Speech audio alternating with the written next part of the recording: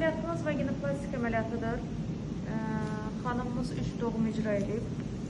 4-cü dərəcə düz bağırsaq sallanması, 3-cü dərəcə silik hissəsi sallanması var.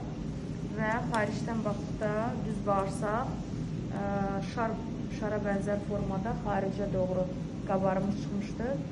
Və doğum əsnasında deməli, xanımın xaricdən peritoneal nahiyəsində cırıq yaranmış və o cırıq bərpa olunmamışdır və biz də hazırda vaginoplastik əməliyyatımızı bitirmək üzrəyik və xanımın xaricdə olan xoşa gəlməyən defekti də aradan getirəcək. Çünki belə olduqda düz bağırsaqla uşaqlıq yolu məsafəsi qısalır və düz bağırsaq infeksiyası deyilən Escherichia coli rahatlıqla uşaqlıq yoluna daxil ola bilir və xanımlarda daha doğrusu şikayətlər yaranır, axıntılar yaranır. Bunun səbəblərindən biri də budur və biz daha hazırda həmin o aralıq qısalıq məsafəsini də uzadırıq ki, genişləndiririk ki, məsafələr bir-birindən aralı olsun ki, pasiyent də rahatlıqla bağırsaq infeksiyası uşaqlıq yoluna daxil olmasın.